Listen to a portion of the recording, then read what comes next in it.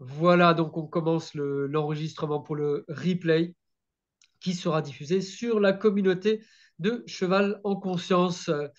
Et donc un petit peu de présentation, même si Arlette Agassi, qui est avec moi, on ne te présente plus, Arlette, hein, tu es, je ne sais pas ce qu'on peut dire, une professionnelle du cheval, une pédagogue. Tu as créé une méthode de pédagogie qui s'appelle Akita Pédagogie. Tu as formé des centaines, hein, de pédagogues.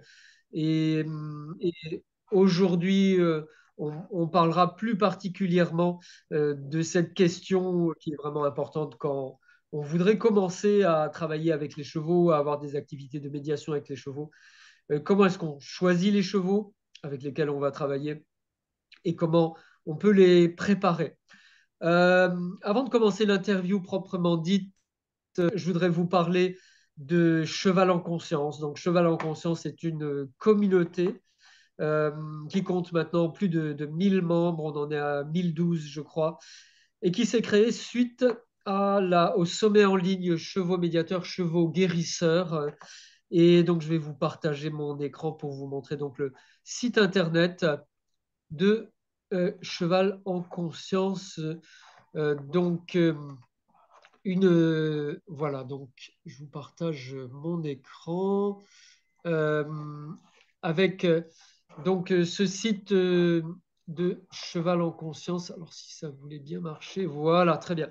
Donc, en conscience avec les chevaux, site internet qui est dédié à des pratiques en conscience, des pratiques de reconnexion avec les chevaux. Donc, avec Cheval en Conscience et l'association Cheval Communication, on a créé un sommet en ligne qui s'est déroulé donc en décembre dernier, le 15 décembre, qui a réuni plus d'une vingtaine d'intervenants dans les domaines de la médiation avec les chevaux et de l'éthologie équine, dont Hélène Roche, Leïla Pagès, Arlette, donc Arlette Agassi qui est avec nous aujourd'hui, Florentine Ventil qui est coach avec les chevaux, Sophie Peigné du syndicat des praticiens de la médiation équine, Elodie Amiche du cheval enseignant, Laetitia Toanen, Virginia, Simone, Candice Neuville qui travaille avec de la médiation thérapeutique avec les chevaux, et également quelques intervenants d'Amérique du Nord. Donc, euh,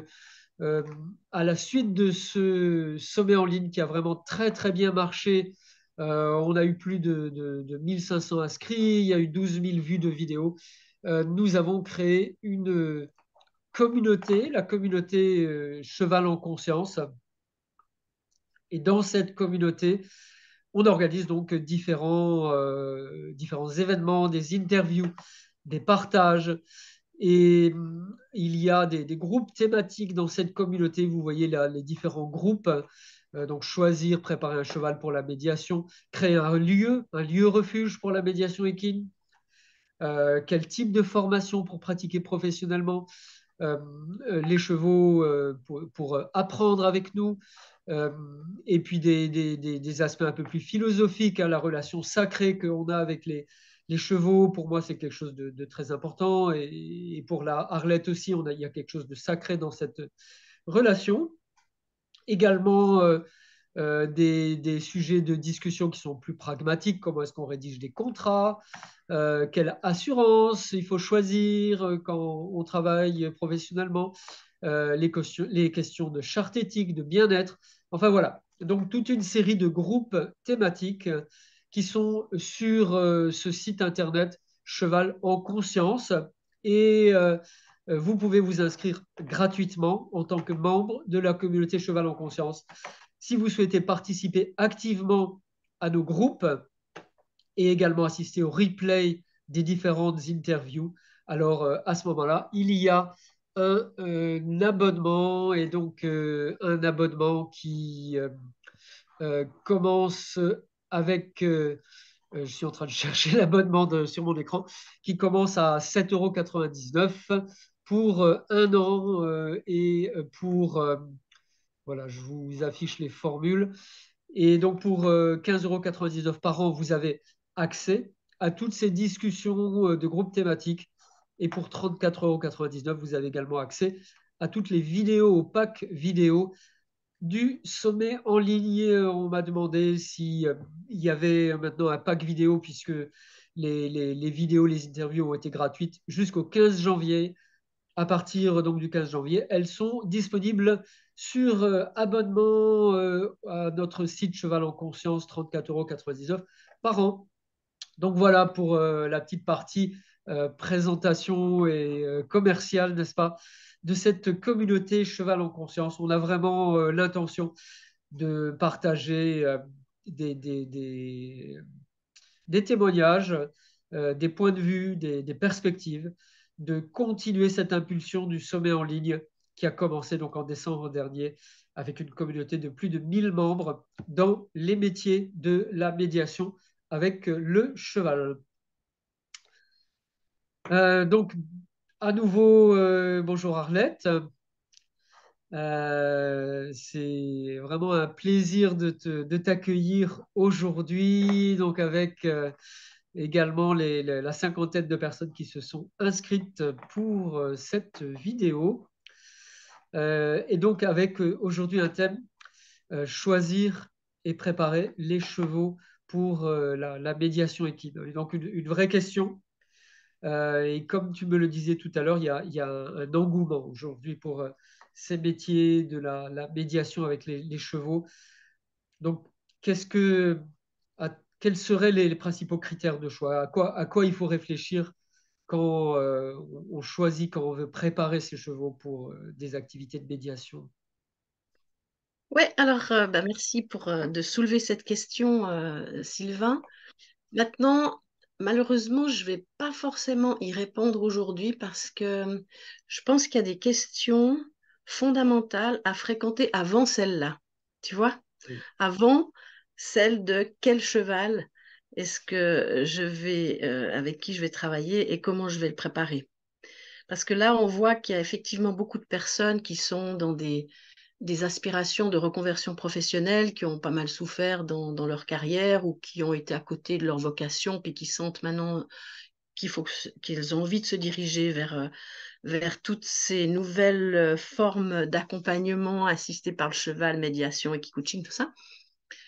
Et, et il y a effectivement aussi une demande, et pour moi c'est évident puisque j'accompagne des personnes depuis 40 ans, que le cheval, un, il a un rôle important auprès de l'humain qui a muté depuis quelques années et ce rôle d'accompagner l'humain devient de plus en plus intense dans la période qu'on traverse actuellement parce qu'il va nous aider à nous affranchir des effets de la peur, à aller rechercher notre souveraineté à l'intérieur, à développer la capacité de décider, de clarifier une intention, de poser des actions cohérentes. Il fait croître la persévérance en nous, il nous permet d'aller chercher notre détermination, ce qui est fondamental dans une période où on ne sait plus comment on s'appelle.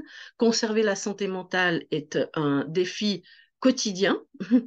Donc, évidemment, le cheval, il a une place, je dirais, parce que j'aime pas trop parler de rôle, mais il a une place pour moi des plus sacrées auprès de l'être humain. absolument. Et j'en parle avec vigueur et enthousiasme parce que je vis au quotidien avec mes chevaux depuis 40 ans. Donc, je vis du matin au soir, du soir au matin. J'en ai pris soin, j'ai traversé plein d'épreuves avec eux et j'ai accueilli plein de chevaux qui ont souffert. Donc, tu vois, j'ai un rapport au cheval qui est presque, comment te dire, presque aussi intense que j'ai un rapport avec mes filles, mes enfants. Oui, il y a un Donc, rapport donc presque de tu, famille, effectivement, avec oui, les de chevaux. famille. Tu vois, pour moi, c'est plus que des animaux. Il y a un supplément d'âme dans tout ça.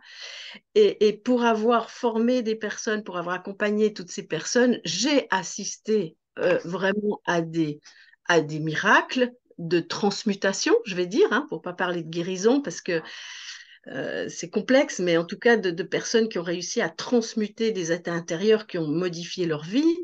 J'ai assisté à des positionnements de chevaux, à des actions que les chevaux accomplissaient euh, qui relevait presque d'une certaine conscience, tu vois, d'un embryon de conscience. Et donc, pour moi, toutes ces milliers d'expériences, elles me permettent aujourd'hui de prendre la mesure de la dimension sacrée. Alors, ce qui me fait peur quand quelque chose devient à la mode, Moi, je ne sais euh, pas si la dimension sacrée devient vraiment à la mode parce que non, je me non, souviens de cette mais expérience. non, Je je suis raconte quand d'accord même avec toi. l'anecdote que j'ai écrit que j'ai rédigé dans le livre, l'enseignement des chevaux, et j'étais au salon du bien-être avec le cheval qui avait été organisé par notre collègue Eva Reifler il y a quelques années. Et j'avais ce thème de la relation sacrée avec le cheval. Et donc, je faisais ma présentation PowerPoint aussi avec la relation des Indiens, des Amérindiens Navarro avec le cheval qui est totalement sacré. Chaque fois que je disais euh, le cheval est un être sacré, il y avait trois personnes dans la salle qui se levaient et qui partaient. C'était assez rigolo. Et je suis convaincu qu'il y a cette relation sacrée, mais c'est peut-être pas encore quelque chose qui est communément admis. C'est-à-dire que, tu vois, le sacré, c'est quelque chose qui fait peur à tout le monde parce que tout ça, ça a été récupéré par les religions. Donc, évidemment, c'est un terme qui peut effrayer tout le monde. Quand moi, je parle de l'aspect sacré, c'est quelque chose de très concret. Tu vois, dans l'interaction avec le cheval, dans le mouvement avec le cheval, dans la manière de monter dans une certaine posture qui va nous offrir une sensation de dignité, de noblesse intérieure. Tu vois, c'est des choses qui sont vraiment concrètes. Mais pourquoi c'est pas l'aspect sacré qui est à la mode, c'est la conscience que le cheval peut aider l'humain. Et ça commence à circuler grâce à Internet. Donc c'est toutes ces formations, tout ce changement qui devient à la mode. Et ça c'est un petit peu.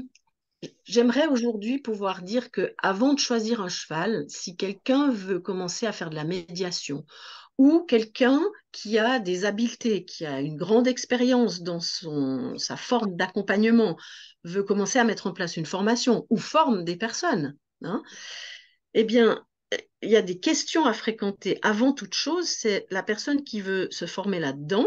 OK, est-ce qu'elle a des compétences? Est-ce qu'elle est cavalière? Est-ce qu'elle a déjà fréquenté la vie quotidienne des chevaux? Est-ce qu'elle est consciente de ses besoins fondamentaux, qui sont pas forcément que d'être en liberté, hein, parce que quand on voit maintenant les modifications climatiques, attention, hein, là je suis une fervente défenseur d'une voie du milieu, qui n'est pas les chevaux dehors jour et nuit sous les arbres sans abri, parce qu'on voit bien maintenant, hein, dans tous les endroits, il y a des sécheresses phénoménales, enfin je ne veux pas revenir sur ce sujet, j'en ai souvent parlé, donc, c'est de comprendre aujourd'hui, hein, pas dans l'état sauvage des chevaux à l'époque, mais aujourd'hui, en Occident, en Europe, en France, en Suisse, tu vois, le bien-être du cheval, il est quoi? C'est quoi exactement, hein? Et puis, ce bien-être du cheval, j'ai aussi donné des conférences, c'est un vaste sujet, mais quelqu'un qui veut s'orienter dans la médiation, avant de faire une formation ou avant de former quelqu'un, c'est de s'enquérir dans quelles conditions est-ce que tu vas travailler après avec les outils que je vais te donner ou avec la formation que je vais recevoir? Tu vois, est-ce que j'ai déjà un endroit, d'accord, pour développer cette activité? Et si j'ai un endroit, cet endroit, est-ce que les chevaux sont bien là-dedans? Comment est-ce qu'ils travaillent le reste de la semaine quand je suis pas là pour faire de l'accompagnement, tu vois? Comment ils sont nourris? Est-ce qu'ils ont des fers? Est-ce qu'ils sont montés tous les jours avec les morts?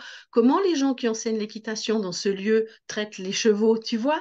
Tout à fait. Parce que Il y a une la- espèce la- de glissement aujourd'hui avec les centres équestres qui tu- tendent, pour certains, à se reconvertir. Et c'est vrai qu'on a cette situation d'un centre équestre qui continue à faire monter voilà, les jeunes oui, filles 5 jours par semaine. Et puis les 2 jours restants, bah, il va y avoir des handicapés du centre pour autistes ou du centre pour handicapés qui viennent. Les chevaux ne sont pas du tout prêts à ce genre de choses. je pense que ça peut aller plus loin. On pourrait, si les choses se développent à toute vitesse, là, on pourrait, dans quelques années, se retrouver avec un même niveau de maltraitance avec la médiation équine et l'équicoaching qu'avec n'importe quelle équitation. Parce que, justement, vous voyez, moi, j'ai accompagné énormément de personnes en difficulté, mais je suis groom de compétition, je suis cavalière depuis très longtemps et j'ai créé une école modèle dans laquelle j'enseignais l'art d'être à cheval en liberté, l'art d'être à cheval monté en liberté. Et mes chevaux d'assistance, je vais dire, de personnes en difficulté, ils ne faisaient pas que ça la semaine. Hein, ils travaillaient avec des élèves, avec des enfants. On allait en promenade plusieurs fois par semaine, tu vois. C'est-à-dire que pour qu'un cheval puisse euh, accompagner d'autres êtres humains sans euh, souffrir de cela, et je pèse mon mot, hein, parce que quand on travaille avec des personnes qui sont en difficulté, il ne faut pas croire qu'énergétiquement c'est simple pour le cheval, il ne faut pas croire que psychologiquement c'est simple pour le cheval, même si physiquement on les sollicite moins que quand on fait de la compétition ou n'importe quel sport avec, mais c'est éprouvant pour le cheval d'accompagner des personnes en difficulté qui vont déployer un certain nombre de traumatismes, d'énergie, des fréquences basses. Voilà, c'est pas n'importe quoi. Donc, le cheval ne peut pas faire ça toute la semaine. Mais le reste de la semaine, qu'est-ce qu'il fait? Tu vois? Alors, si le reste de la semaine, il peut être en contact avec des petits-enfants qui aiment les chevaux, avec des enseignants qui ont un peu de cœur dans leur enseignement, qui sont un peu habiles, qui ont une équitation qui n'est pas basée sur la coercition, voilà, le cheval, il va se changer les idées pendant la semaine et ça va être équilibré, tu vois, s'il peut aller en promenade, s'il a des bons abris bien paillés pour que quand il pleut pendant 3 semaines ou qu'il y a des 30 degrés d'écart de température d'un jour à l'autre, ben, il puisse récupérer de l'énergie, tu vois. Donc, je crois que vraiment, on doit fréquenter ces questions. Je serais contente que des ateliers de réflexion autour de ça qui redéfinissent aujourd'hui les contours du bien-être du cheval. Oui, Parce que c'est ça. C'est un les peu le but. contours, les C'est un- contours de ce sujet ne sont pas les mêmes qu'il y a 30 ou 40 ans en arrière. Et Tout à moi, ça fait. fait très longtemps que je le dis parce que je suis un peu ce qui se passe au niveau du climat, tout ça depuis très longtemps avec je me suis intéressée à ce sujet et j'ai bien vu que les choses se modifient. Donc, Oui. vous voyez, Enfin, si, il y a si le les climat, chevaux, mais il y a- si les chevaux, ils sont soit dans des box à barreaux avec de la musique techno tous les jours, et puis que vous venez faire un accompagnement d'une personne qui est fragilisée dans un contexte où il y a une sorte d'énergie qui n'est pas très favorable, c'est pas l'idéal. À l'inverse, vous avez des chevaux qui sont dans la boue depuis 3 semaines, vous venez faire de la médiation. Pour moi, c'est pas favorable. C'est-à-dire que, bien sûr, vous allez donner, tout le monde va donner le meilleur de soi-même. Mais si on réfléchit à ces questions en amont, qu'on se donne les moyens que des espaces soient créés avec cette compréhension de l'ensemble du bien-être du cheval, oui, eh bien, on peut aller beaucoup plus loin. C'est ça que je veux dire, que on peut aller beaucoup plus loin. Parce qu'on peut même à travers l'enseignement de l'équitation en faire une activité édifiante pour l'âme humaine certainement. et qui lui permet de rencontrer cet aspect sacré en lui, tu vois. Alors après, Certainement. si par exemple on a un petit espace chez nous, on a créé les meilleures conditions, voilà, on part de l'idéal, d'accord? Pour revenir à ta question, comment choisir le cheval? Alors, moi, d'abord, c'est très complexe.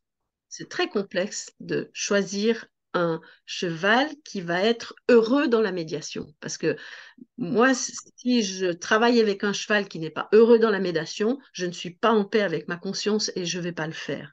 Je me suis trompée un jour sur un cheval que j'avais récupéré. C'était un cheval de compétition qui n'était pas du tout fait pour ça, mais vraiment pas du tout fait pour ça, alors que d'autres étaient vraiment faits pour ça. Eh bien, j'ai travaillé une année avec et puis je lui ai offert une magnifique retraite parce qu'il n'était pas fait pour cela. Vraiment, c'était un cheval. Qu'est-ce qui se passait avec ce Par cheval? Est-ce exemple, qu'il par essayait exemple, est-ce qu'il essayait quand même disons, de se conformer à ce qu'on attendait de lui? Comment ça se passait pendant les sessions? bien sûr qu'il a, parce que c'était un cheval qui avait été soumis toute sa vie dans la compétition. Donc, c'est pas qu'il faisait pas ce que je lui demandais, mais moi, je le voyais dans son Ah regard oui, s'éteignait. Je le voyais qu'il n'était pas présent dans la rencontre, alors que j'ai d'autres oui. chevaux. D'ailleurs, je vous encourage à aller voir ma petite chaîne Le Chemin d'Akita parce que j'évoque des souvenirs de, d'histoires totalement mystérieuses pour moi où le cheval, intervenu dans certaines conditions. Donc, si tu veux, Je vais la ce cheval, partager, je vais partager la chaîne YouTube pour ceux qui seraient intéressés pendant quelques minutes. tu vois, Sylvain, ce cheval, quand il y avait cette rencontre entre la personne en difficulté, moi et le cheval, eh ben, c'est comme si le cheval, j'avais un cheval autiste à côté de moi. Tu vois? Et moi, j'ai repéré ça, bien sûr. Alors, évidemment, il mettait personne en danger. Hein, comme beaucoup de chevaux d'hypothérapie, on utilise ces pauvres chevaux de manège qui sont déjà complètement éteints parce qu'au moins, c'est facile d'assurer la sécurité parce qu'ils n'ont même plus la force de lever un pied pour taper, parce que c'est des chevaux d'une bonté infinie. Bon, on fait de l'hypothérapie avec ça, mais au secours, quoi.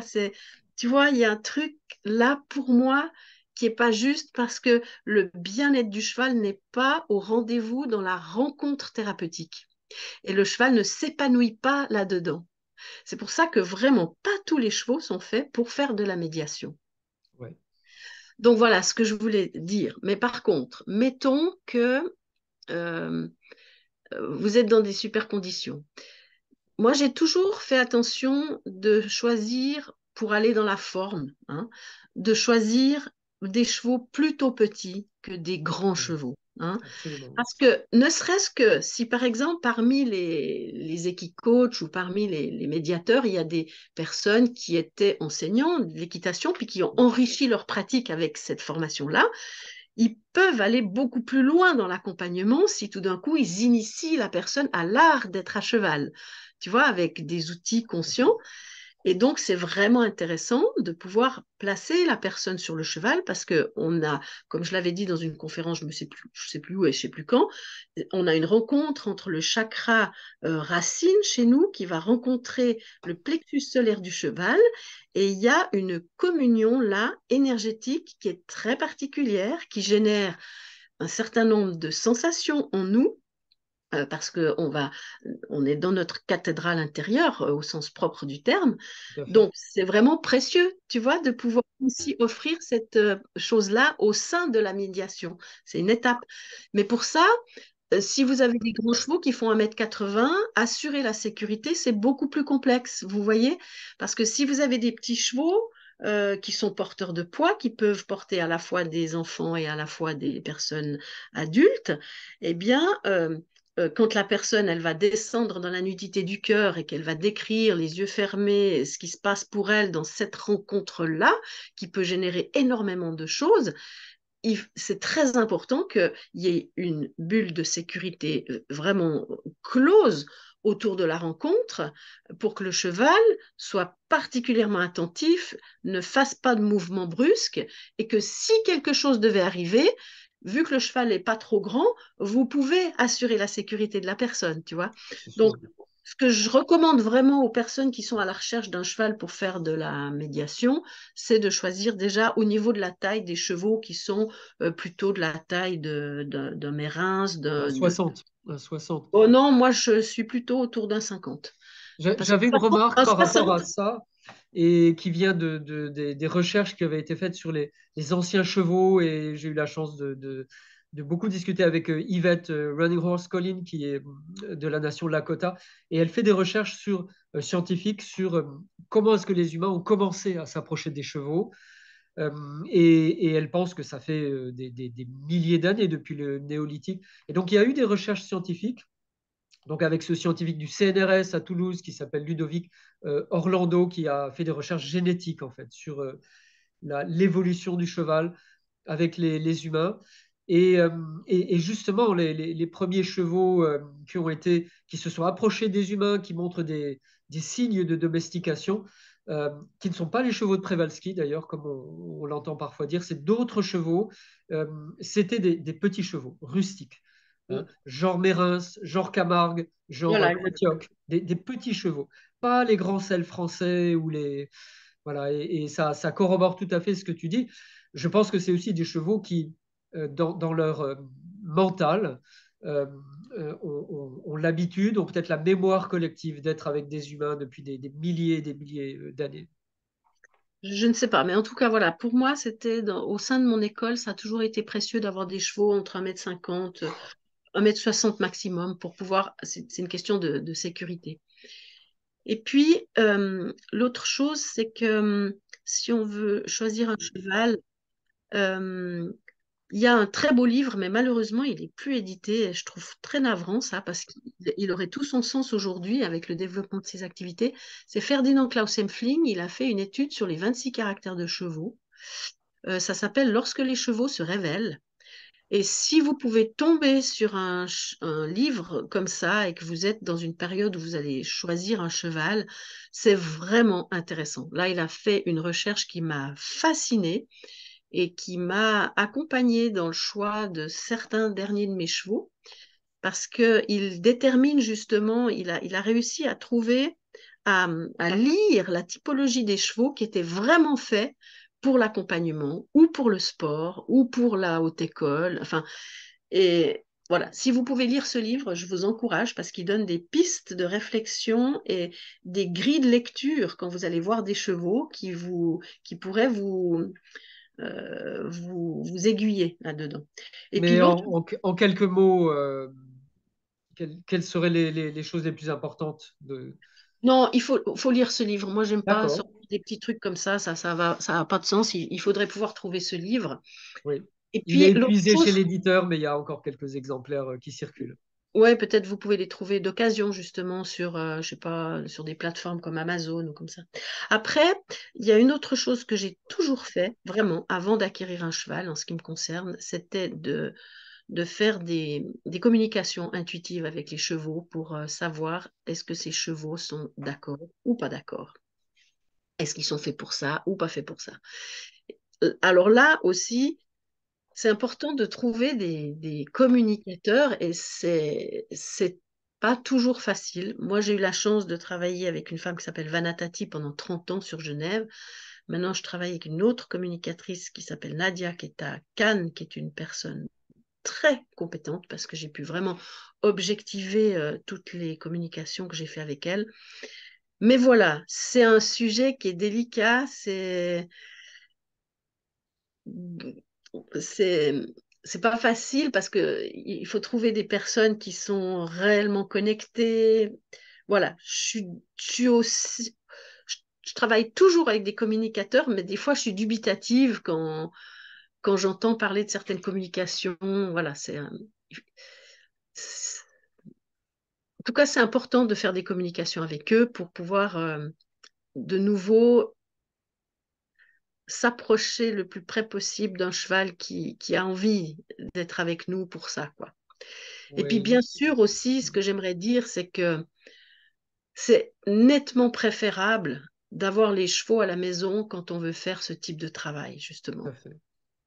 Parce que vous voyez, quand on travaille avec ses propres chevaux, moi, quand je travaille avec mes propres chevaux, ils ont un niveau d'implication qui est maximum.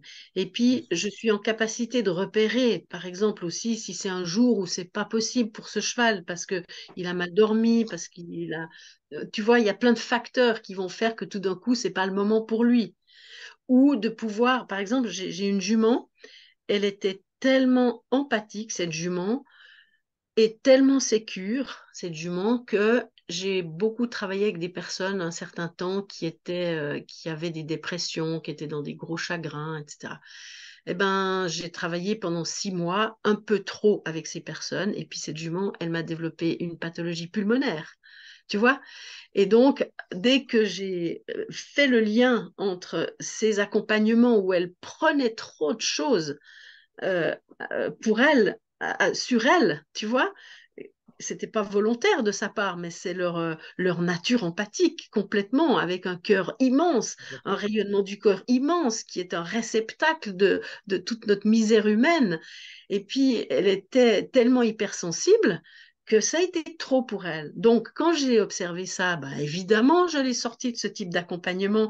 Elle a fait plus que de la balade avec les enfants et du spectacle. Et puis, sa pathologie, elle a disparu. Puis, elle a encore vécu 15 ans très heureuse. Et de temps en temps, je faisais de l'accompagnement, mais des gens moins lourds, tu vois. C'est ça. Donc, je dirais que quand on veut faire de la médiation équine, c'est important de trouver des formations avec des personnes qui connaissent vraiment bien, tu vois, le cheval. Parce que bien sûr, il y a la partie médiation, il y a la partie technique, d'équicoaching avec les humains. mais ça vaut la peine de comprendre l'être cheval sous nos latitudes aujourd'hui, tu vois, parce que c'est plus des chevaux sauvages, c'est des chevaux qui ont été élevés dans nos jardins, c'est des chevaux qui vivent, tu vois, donc ils ont évolué dans leur psyché, ils ont évolué Absolument. forcément, tu comprends? Ils ont Donc, coévolué et ils ont je parlais de coévolué, je recherche suis une fervente biologique défenseuse, neurologue. Ça voilà, montre je suis une qu'ils ont fervente. coévolué.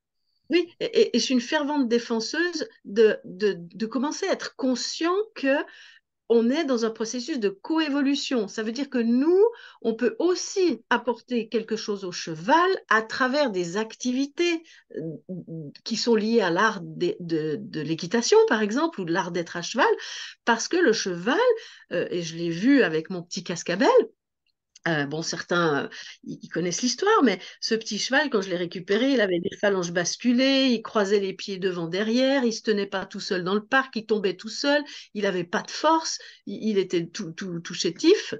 Et puis, par un travail d'Akiogata que j'ai fait, la structure d'une équipe autour de lui, de pareurs, d'ostéopathes, et tout ce travail d'Akiogata, et ben, 3 ans plus tard, mon cheval a redressé ses phalanges, il a redressé ses aplombs, il a acquis de la force physique, il peut pointer, il a changé de position dans le groupe de cheval, tu vois. Et ce cheval, il se révèle maintenant parce que je lui ai permis de reprendre son évolution et il révèle toute sa grandeur de rassembleur, de protecteur. C'est un autre cheval, tu vois. Et donc, ça, quand on peut offrir des habiletés à ce niveau-là aux chevaux, qu'on va dans une coévolution, eh ben, je vous assure que l'accompagnement, quelle que soit la forme, coaching, médiation, il prend une dimension totalement différente, tu vois. Oui. Alors Donc que des si, signes alors que avec si, c'est pour qu'on ça, voit dans le cheval. ouais, je le dis juste pour encourager peut-être les gens qui ont envie d'aller là-dedans, de réfléchir aussi, est-ce que je peux m'imaginer trouver la force de créer un petit lieu, voilà, où j'ai 2 chevaux, ou se mettre ensemble pour créer une écurie, tu vois? Parce que je crois que c'est ça qu'on doit travailler maintenant, c'est de créer d'abord des lieux pour accueillir ce type d'activité, mais avec une vie riche qu'on peut offrir au cheval, qui n'est pas que de la médiation, tu vois. Parce que moi, je vois des fois les personnes, ils vont dans des manèges utiliser des chevaux pour faire de l'équi-coaching. Bien Ça, sûr. ça génère de la peine, tu vois. Ça me fait de la peine parce que souvent, en plus, on loue les chevaux pour les équicoachs ou les hippothérapeutes le jour de congé du cheval, parce que tout le reste de la semaine, il fait des cours. Et puis C'est les, ça. les responsables de centre équestre, ils pensent que vu que c'est des handicapés qu'on fait rien avec, ils sont moins fatigués, mais pas du tout. C'est bien le contraire, tu vois. Donc, voilà ce que j'avais envie de dire, c'est de fréquenter cette question jusqu'où, parce que vous voyez, par exemple, dans la formation d'équipe pédagogue, le bien-être du cheval, c'est le premier pilier de la sécurité. D'accord? Donc, j'ai eu de la chance jusqu'à aujourd'hui parce que tous les équipes pédagogues qui sont rentrés chez moi, ils étaient déjà dans des conditions extrêmement favorables pour le cheval. Ils n'ont pas eu de grosses modifications à faire. Mais par contre, si j'ai des gens qui sont dans des structures équestres traditionnelles, il faut qu'à la fin de la première année, ils aient mis en place 3 choses pour améliorer le bien-être du cheval dans leur structure, ce qui n'est pas facile s'ils sont employés, tu vois. Donc, euh, c'est pour moi important de créer une réflexion, d'activer l'intelligence collective, de réfléchir à cette question. Oui, d'accord, il y a un engouement, mais où est-ce qu'on fait ça? Dans quelles conditions est-ce qu'on fait ça? Tu vois? Et réfléchir sur les conditions idéales. Après, c'est difficile d'avoir l'idéal sous nos latitudes. Je pense par exemple à mon pays, la Suisse, on n'a pas accès à la terre agricole. Et puis si par hasard on a accès à un lopin de terre, on n'a pas le droit d'enseigner sur ce lopin de terre agricole. Donc même des agriculteurs qui voudraient faire ça, ils n'ont pas le droit, tu vois? Donc, on est complètement verrouillé avec des règlements qui font que ça ne peut pas se développer comme des champignons. C'est impossible. Parce que y a Oui, pas... il y a un peu la même situation partout, enfin en France en tout cas, et dans tous les pays Bien d'Europe, sûr. et aux États-Unis même, Ouais, où il y a beaucoup plus d'espace pourtant. voilà. Euh, c'est que le cheval est considéré dans la psyché humaine comme une Ouais, prolongation soit de l'activité agricole, soit de ouais, l'activité militaire. Donc voilà. aujourd'hui, c'est plus l'activité militaire parce que on envoie des missiles en Ukraine et des chars, etc. Et on n'a plus besoin des chevaux pour cette activité. mais ça continue à être une prolongation de l'activité agricole. Et ça, c'est un peu, on peut dire, un de mes sujets de prédilection, un cheval de bataille, si on peut dire, c'est que la relation avec le cheval est essentiellement sacrée. C'est pas une relation, euh, comment dire, liée à l'agriculture, liée au travail de la terre, mais il y avait aussi dans ce que tu disais, dans la communication avec les chevaux, euh, cette idée qui est partagée par certains peuples premiers, que les humains et les chevaux avaient un langage commun il y a très longtemps, et qu'ils ont perdu ce langage commun, mais qu'on peut toujours le retrouver.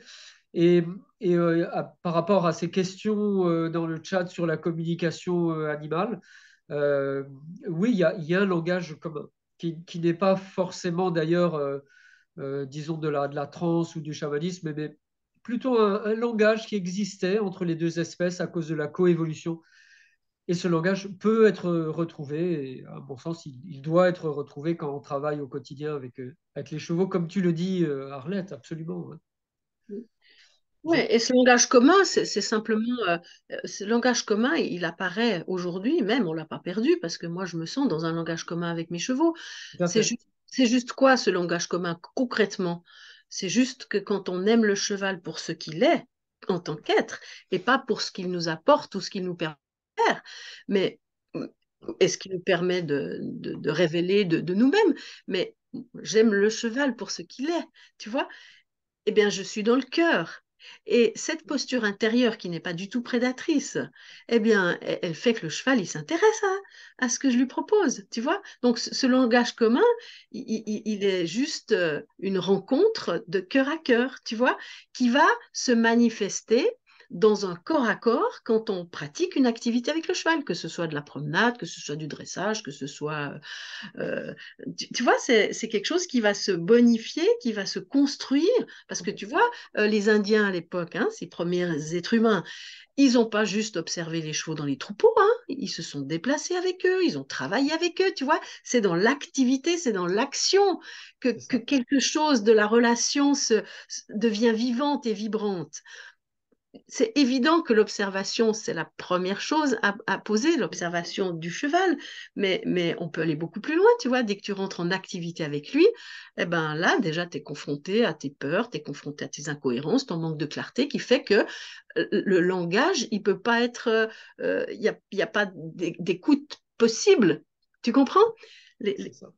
Donc, ce langage commun, pour moi, c'est juste une écoute profonde réciproque parce qu'il n'y a pas de prédation, parce qu'il n'y a pas de pression, parce qu'il n'y a pas d'attente, et parce qu'il y a de la clarté, de la cohérence, de la persévérance, des propositions, des invitations à fréquenter une activité ensemble, tu vois.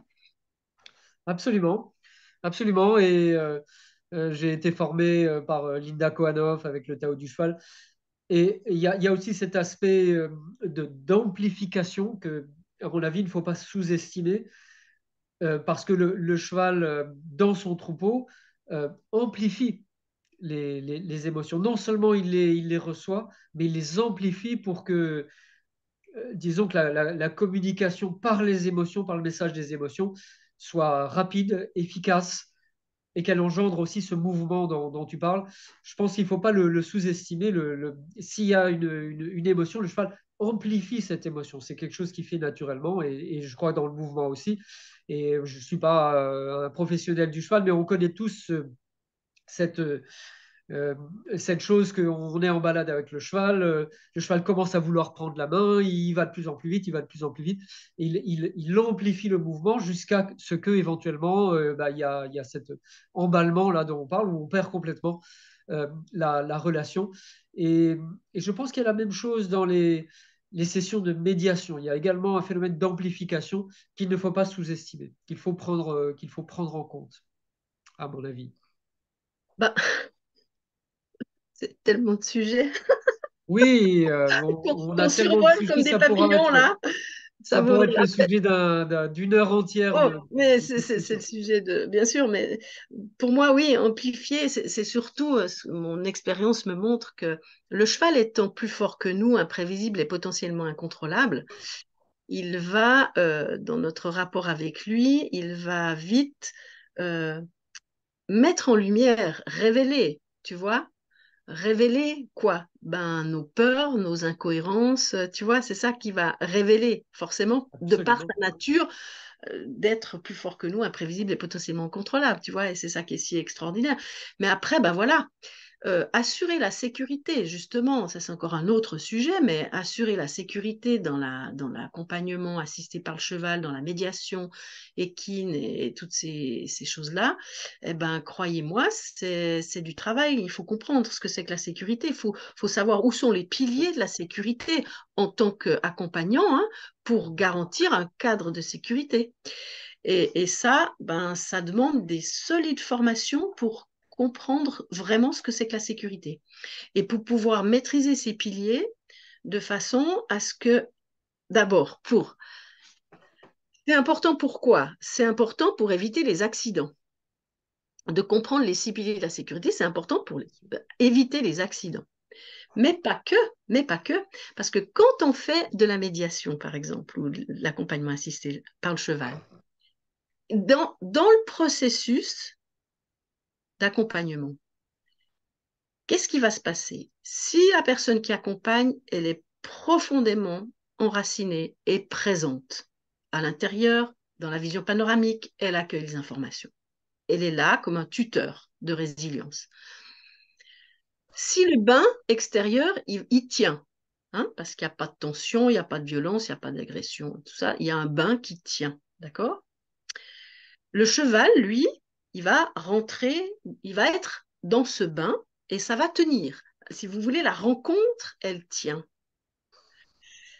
Et là, il y a quelque chose qui vient au rendez-vous dans la rencontre et qui va, j'appelle ça le processus de transmutation, qui n'a rien à voir avec moi, qui n'a rien à voir avec le cheval et qui n'a rien à voir avec la personne. Mais ce processus de transmutation d'une émotion qui est au rendez-vous dans la rencontre peut débarquer quand ces conditions de présence sont réunies. Pourquoi? Parce que quand ce bain de sécurité relationnelle, il est au rendez-vous dans la rencontre, la personne, elle peut se livrer en toute sécurité parce qu'elle sent que le thérapeute tient, elle sent que chez le cheval, ça tient, elle sent que le bain, il est sécure. Et là, le miracle est au rendez-vous parce que la personne peut se livrer, parce que nous, on a ajusté nos dispositions d'esprit, on est totalement là, présent, à l'écoute, à la fois du message de la personne, à la fois de l'état intérieur du cheval pour pouvoir agir si nécessaire, tu vois. Et là, on rentre dans quelque chose qui est très puissant. Mais si les six piliers de la sécurité ne sont pas maîtrisés par celui qui, tu vois, qui accompagne, eh bien, la personne, elle ne peut pas se livrer parce qu'intérieurement, elle sent qu'il y a quelque chose qui ne tient pas dans la rencontre. Tu comprends? Donc là, on est dans des transmissions on part dans des transmissions de données mentales sur quelque chose, et puis ça répond au niveau du mental, et ça se répond au niveau du mental. Mais si tu veux, au niveau du processus sacré de transmutation, c'est pas au rendez-vous, tu vois. Et ça, Complètement. Et ça j'ai- fait partie de la et préparation voilà. des Et- chevaux et- pour une session, pour toute session de médiation, qui est un espace sacré, qui est un espace de transmutation, comme tu le dis, un espace puissant également, où il peut y avoir des prises de conscience qui vont impacter, qui vont engendrer des changements, parfois pour la vie entière d'une personne. et tu, C'est un moment important. Et tu vois, quand j'en parle en ayant fréquenté ce blablabla mental à des endroits de ma carrière où j'avais pas les habiletés que j'ai aujourd'hui, j'avais pas la conscience et j'avais pas toute cette compréhension, tu vois. Et ben, je me suis entendue dire des choses qui touchent pas les cellules de l'autre, tu vois. Et là, ben, le cheval ne suffit pas, tu vois. Le cheval ne suffit pas dans la rencontre, tu vois. C'est pour ça que la question quel cheval choisir, comment le préparer, ben oui, comment le préparer, mais ça c'est un travail, hein. C'est un travail énorme parce que pour préparer un cheval, tu vois, eh ben, il faut déjà être soi-même, d'être capable de maîtriser la direction sans coercition, de maîtriser la vitesse, de maîtriser l'espace, qui est si important quand on interagit au sol. Tu vois, il s'agit d'avoir aussi transmuté ses propres peurs à soi du cheval, parce qu'on veut faire de la médiation, mais nous, on en est où dans notre relation avec le cheval, tu vois? Est-ce qu'on est habile? Est-ce qu'on est maître de quelque chose dans la direction du cheval, dans la mise à distance du cheval? Tu vois, c'est des questions qui demandent quand même à fréquenter avant de se lancer dans, euh, dans même, je dirais, le concept de la médiation ou de l'équicoaching, tu vois, c'est d'avoir une solide formation de rapport avec le cheval, tu vois. On C'est pas, a, pas si on a simple. on a effleuré le sujet, Arlette, et il y a sûrement encore énormément de choses à dire. Et on a parlé du choix, on a parlé des types de chevaux, des personnalités de chevaux, on a parlé de cette préparation qui est extérieure, mais qui est surtout intérieure dans ce fameux bain dont tu parles, et qui se prépare, qui se construit, qui se fait en amont. On ne peut pas le faire directement sur place. Il faut vraiment le construire en amont. Et on a parlé des piliers de la sécurité. Je pense que c'est extrêmement important dans ce développement. Euh, je voudrais ouvrir un espace d'une dizaine de minutes pour les questions. Il y a déjà quelques questions dans le chat. Et on pourra continuer également cet espace de questions-réponses sur la communauté Cheval en Conscience, sur les groupes de partage, puisqu'il y a un groupe thématique, comment choisir et préparer un cheval pour la médiation. Euh, et donc Roselyne nous demandait ce que vous appelez transmutation sacrée, c'est au niveau du cœur. Euh, donc aussi Laetitia qui nous dit pour créer cet espace, il est essentiel de parcourir un profond chemin de connaissance de soi. Oui, c'est plutôt un témoignage, à vrai dire.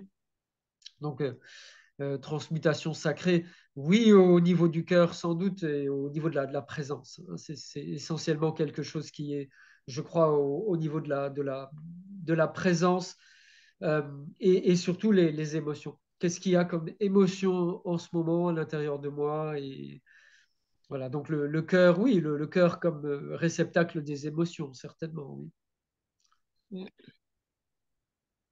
Ouais, donc pour moi, c'est un vaste sujet tout ça et je trouve extraordinaire de voir toutes ces personnes qui s'appliquent à faire au mieux en fait pour être le plus, euh, le plus conscient possible de cet engagement parce que c'est vraiment un engagement autant vis-à-vis du cheval que vis-à-vis de l'humain, tu vois, pour Absolument. pouvoir évoluer dans les meilleures conditions. Et puis après, par rapport au choix, pour revenir au choix du cheval, je pense qu'il y a aussi, quand on choisit, quand on va voir des chevaux, il y a certainement aussi quelque chose de l'ordre de l'intuition. Tu vois, il y a des rencontres de cœur avec un cheval où tu sens que c'est presque karmique, quoi. Tu devais le rencontrer, ce cheval, tu vois.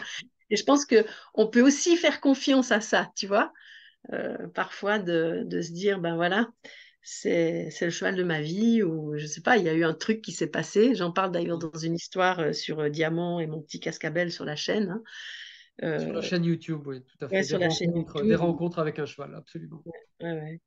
Donc ça, c'est aussi un point d'appui, hein. Si on a un peu d'intuition et que tout d'un coup, il y a un coup de cœur avec un cheval, bah, c'est que c'est le bon cheval, hein, de toute façon. Donc voilà. Voilà. Si- Euh, merci Arlette pour tes Ouais. témoignages. C'est vraiment un plaisir à chaque fois d'échanger avec toi. Euh, et comme je le disais, la discussion continue. Donc sur ce groupe thématique de Cheval en conscience, je vais vous mettre je vais vous mettre le lien direct dans le chat et également vous l'envoyer pour les personnes qui se sont Ouais, et inscrites puis à je vais ce peut-être, webinaire. Donc voilà le lien. Sylvain, je vais peut-être donner aussi les coordonnées d'une communicatrice pour des personnes qui chercheraient Ok, des communicatrices. oui, tout à fait, c'est Hein, comme quelque chose ça, parce que ça, d'important. c'est vraiment une personne que je recommande. Elle est à Cannes, elle est vraiment assez. Alors, elle s'appelle Nadia. Et puis, son numéro de téléphone, c'est le 06 12 69 24 05. 06 12 69 24 05. Je la recommande volontiers parce que c'est vrai qu'il n'est pas toujours évident de trouver les bonnes personnes. Donc voilà, alors je suis toujours un peu frustrée de, comment dire, d'aborder des sujets si profonds, tu vois, en si peu de temps. C'est très exigeant, hein, Oh, mais d'extraire quelque chose de significatif. Alors on va j'espère qu'il y avoir a eu deux, l'occasion de trois propos cultiver les échanges. qui vous ont interpellé ou parlé, ou voilà, pour que ça puisse faire son chemin. Et puis, bah, je suis très heureuse de faire partie de cette communauté, bien sûr. Mm. Et puis Encore d'avoir une tous ces fois, confrères et consoeurs encore qui une font fois, du super merci. boulot. Merci, merci beaucoup. Merci donc à nos amis, aux membres du site qui se sont inscrits à cette réunion. Vous allez recevoir un email de ma part également pour devenir membre de la communauté et accéder au replay.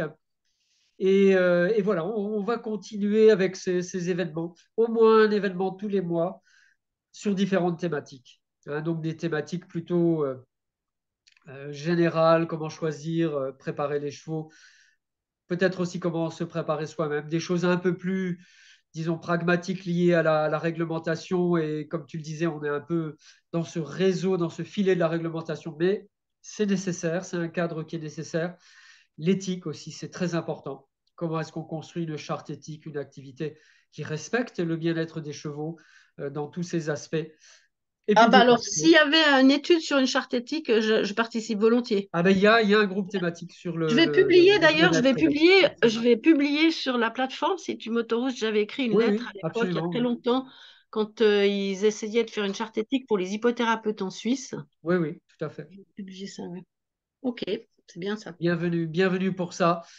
Et, et puis, bah, à bientôt donc pour se revoir. On prévoira quand ce sera possible dans ton lieu en Bretagne, j'espère. Donc, des différents entretiens, des choses en Ouais, présentiel.